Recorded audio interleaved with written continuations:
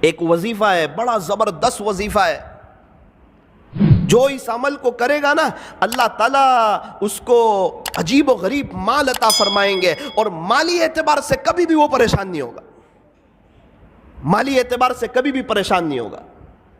ایک بزرگ کے پاس میں بیٹھا ہوا تھا، وہ یوں کہہ رہے تھے کہ بیٹا میں نے 35 ملکوں کا سفر کیا، نہ میں نے 1 روپیہ خرچ کیا، نہ 1 روپیے کا کسی سے سوال کیا۔ میں نے کہا حضرت کیا کرتے ہو؟ بولے یہ وظیفہ کرتا ہوں۔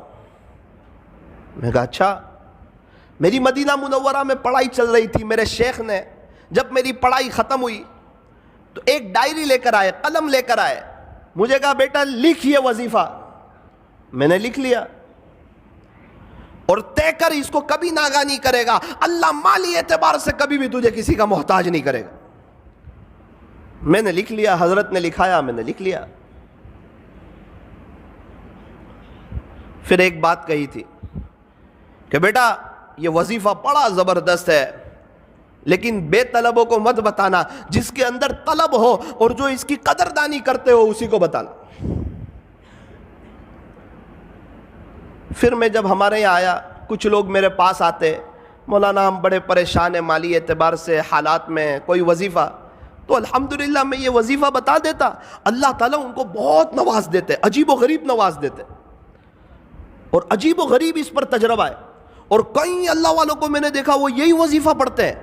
پھر ایک بار تو میں بڑا تعجب میں رہ گیا کہ یہ وظیفہ کسی اللہ والے کا، کسی شیخ کا بتایا ہوا نہیں ہے۔ ایک صحابی نے ہمارے نبی سے کہا تھا کہ پیارے نبی جی دنیا نے مجھے چھوڑ دیا ہے، یعنی میرے پاس کچھ ہے نہیں۔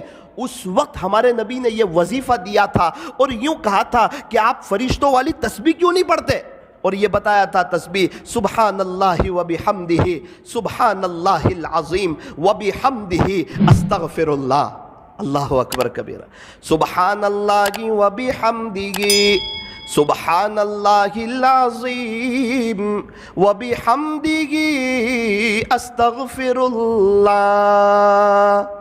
پیارے نبی سے وظیفہ سنا، راوی فرماتے ہیں کہ پھر ایک مدت تک وہ نظر نہ آئے، جب دوبارہ نظر آئے تو انہوں نے بتایا، جس کا خلاصہ یہ ہے اللہ نے مجھے اتنا نواز دیا ہے کہ میں بتا نہیں سکتا۔ یہ عجیب و غریب وظیفہ ہے۔ ایک شخص مجھے کچھ وقت پہلے نوساری میں ایک جگہ ملے، سید تھے، مجھے کہنے لگے مولانا کچھ وقت پہلے آپ ہمارے گھر آئے تھے، آپ نے ایک وظیفہ بتایا تھا، میں نے آپ کو اپنی پریشانی بتائی تھی، آپ نے ایک وظیفہ بتایا تھا، الحمدللہ 2 دن سے میں نے شروع کر دیا ہے۔ میں نے کہا یار میں نے بتایا تھا 3-4 مہینے ہو گئے، آپ نے 2 دن سے شروع کیا۔ مولانا آپ کو نہیں معلوم، آپ بتا رہے تھے، پردے کے پیچھے سے میری بیوی یہ وظیفہ سن رہی تھی، اللہ کی شان اس نے پابندی سے کیا، ابھی اس کے 36 لاکھ روپے آ رہے ہیں، تو میں نے بھی شروع کر دیا۔ میں نے کہا یار آپ عجیب آدمی ہو۔ میں نے کہا 36 لاکھ روپے کہاں سے آ رہے ہیں؟ کہا وہ وارثے کے آ رہے ہیں۔ تو میں نے کہا ابا کو مارنے کی نیت سے تو نہیں پڑھا تھا یہ وظیفہ؟ بولے نہیں، ان کے ابو کا تو بہت پہلے یہ انتقال ہو گیا تھا، لیکن مولانا زمین کا اتنا خطرناک مسئلہ تھا کہ یہ کبھی بھی حل ہونے کا نام لیتا نہیں تھا، اور ہم لوگ بھی نا امید ہو چکے تھے کہ اب یہ مسئلہ جو ہے یہ کبھی بھی حل ہو سکتا نہیں ہے، لیکن میری بیوی نے یقین سے پڑھنا شروع کیا، اللہ کی شان مسئلہ حل ہوا، اس کے 36 لاکھ روپے آ رہے، اور اللہ کا شکر ہے 2 دن سے میں نے بھی شروع کر دیا ہے۔ ہمارے نوساری میں ایک بڑے مالدار شخص ان کے پاس میں بیٹھا ہوا تھا، تو شیخ سے وہ بھی محبت کرتے تھے، مدینہ منورہ کے شیخ سے، تو میں نے ان کو یہ وظیفہ بتا دیا۔ کہنے لگے نا وہ بڑے آدمی ہیں اور ان کا بتایا ہوا وظیفہ کرنا ہی چاہیے۔ میں نے کہا ان کا بتایا ہوا نہیں، پیارے نبی کا بتایا ہوا ہے، یہ کوئی اللہ والے کا بتایا ہوا نہیں ہے، یہ کوئی تجربہ کرنے کا وظیفہ نہیں ہے، یہ تو عمل کرنے کا وظیفہ ہے۔ اچھا کیا بتایا؟ تو میں نے ان کو بتا دیا۔ 2 دن کے بعد مجھے ملے، کہا بیٹا یہ وظیفہ کبھی چھوڑنے جیسا نہیں ہے۔ میں نے کہا کیوں؟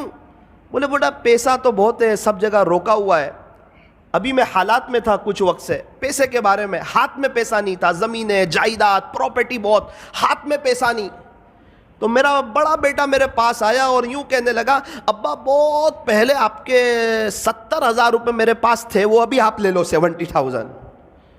بولے، میں نے بولا پھر؟ بولے اب کبھی یہ وظیفہ نہیں چھوڑوں گا۔ اللہ اکبر کبیرہ۔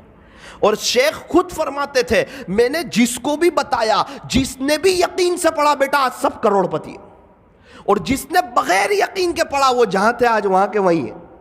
تو میرے عزیزوں ایک بات یاد رکھو، یہ وظیفہ جو ہے یہ بڑا زبردست ہے۔ میں نے ایک سوال پوچھا شیخ سے جس پر وہ مجھ سے بڑے ناراض ہوئے، بہت زیادہ ناراض ہوئے، اور مجھے کہا بیٹا تیرے سے مجھے یہ امید کبھی نہیں تھی کہ تو مجھے یہ سوال پوچھے گا۔ میں نے کہا شیخ یہ جو وظیفہ پڑھیں گے 100 مرتبہ تو صرف رزق میں برکت ہی ہوگی یا ثواب بھی ملے گا؟ تو بہت ناراض ہو گئے۔ ایک مثال سے سمجھایا مجھے کہ 400 روپے کلو کی چائے ہو اور اس پر 50 روپے کی ڈول کی آفر ہو تو تجھے صرف ڈول ملے گی یا چائے بھی ملے گی؟ میں نے بولا وہ تو چائے ملے گی، ڈول فری میں آ رہی۔ بیٹا اسی طرح جب تو یہ اللہ کا نام لے گا، اللہ کی پاکی بیان کرے گا، اللہ کی حمد بیان کرے گا، صبح صبح اللہ سے معافی مانگے گا، اس کا ثواب تو ملے گا۔ یہ تو صرف اسکیم ہے کہ اللہ اس میں رزق میں اضافہ فرمائے۔ اللہ اکبر کبیر۔ تو آپ کو بھی یہ وظیفہ یہ عاجز بتاتا ہے، طے کرو انشاءاللہ، پابندی سے پڑھیں گے انشاءاللہ، بہت فائدہ ہوگا انشاءاللہ۔ رزق میں صرف پیسہ نہیں آتا، رزق میں بیوی بھی شامل ہے، بچے بھی شامل ہے، رزق میں بہت سی چیزیں شامل ہے۔ اللہ تعالی ہمارے رزق میں برکتیں عطا فرمائیں گے۔ سبحان اللہ و بحمدہ، سبحان اللہ العظیم و بحمدہ، استغفر اللہ۔ پھر شیخ نے کہا بیٹا لیکن اس کا ایک وقت ہے، اسی وقت پڑھ سکتے ہیں، آپ اس کے علاوہ پڑھو گے تو وہ اثر نہیں کرے گا، وہ بات نہیں بنے گی۔ میں نے بولا اچھا اس کا وقت کون سا ہے؟ مجھے کہنے لگے بیٹا فجر کی سنت اور فرض نماز کے درمیان اس کو 100 مرتبہ پڑھنا ہے۔ فجر کی سنت اور فرض نماز کے درمیان اس کو 100 مرتبہ پڑھنا ہے۔ میں نے کہا حضرت اگر اس وقت کوئی نہ پڑھ سکے تو مجھے تعجب سے دیکھنے لگے کہ اس کا اپنا ہی مسئلہ لگ رہا ہے۔ مجھے کہنے لگے بیٹا جب تک فجر کی نماز کا وقت رہتا ہے، صبح صادق کے بعد سنت پڑھ لیں، اس کے بعد سے جب تک فجر کی نماز کا وقت رہتا ہے وہاں تک یہ پڑھو گے تو یہ اپنا اثر عجیب اور غریب انداز میں کرے گا۔ پھر مجھے اپنے مکان پہ لے گئے ایک مرتبہ، بڑے بڑے لوگوں کو دعوت تھی، مجھ چھوٹے کو بھی حضرت نے گن لیا۔ اللہ اکبر کبیرہ، بہت سی نعمتیں دیکھی، مجھے بتانے لگے، اس کی اہمیت سمجھانے لگے کہ دیکھ بیٹا یہ وظیفے کی برکت ہے کہ اللہ تعالیٰ نے مجھے ایسا شاندار مکان دیا، دیکھ بیٹا اس وظیفے کی برکت ہے، ایک کار تو ایسی میرے گھر کے باہر کھڑی ہے جو تیرے ہندوستان میں لانچ بھی نہیں ہوئی ہے، تو وظیفے کو معمولی مت سمجھنا، کبھی چھوڑنا مت، اس کی پابندی کرنا، انشاءاللہ اللہ تجھے بھی بہت نوازے گا۔ اسی وظیفے کی برکت سے کئی سالوں سے اللہ تعالیٰ نے مجھے عجیب و غریب نوازا ہے، میرے اپنے تعلقات والوں کو بتایا ہے، اور اللہ تعالیٰ نے سب کو نوازا ہے۔ تجربہ کرنے کی ضرورت نہیں ہے، یہ عمل کرنے کی ضرورت ہے، یہ کسی ولی کا بتایا ہوا نہیں ہے، یہ پیارے نبی حضرت محمد الرسول اللہ صلی اللہ علیہ وسلم کا بتایا ہوا ہے۔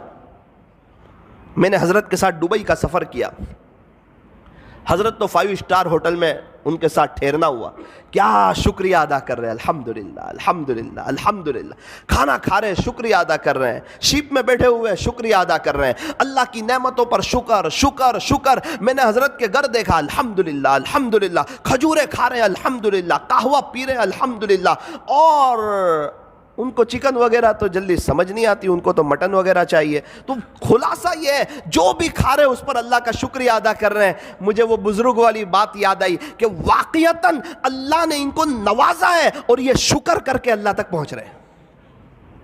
فرمایا اللہ تعالیٰ تک پہنچنے کے دونوں راستے ہیں، بندہ شکر سے بھی پہنچ سکتا ہے، صبر سے بھی پہنچ سکتا ہے۔ یوں فرمایا ہمیشہ خوش رہنے کا آسان فارمولا، ہمیشہ خوش رہنے کا آسان فارمولا، نعمتوں پر شکر کریں، مصیبتوں پر صبر کریں، شکر کرنے والا بھی جنتی، صبر کرنے والا بھی جنتی۔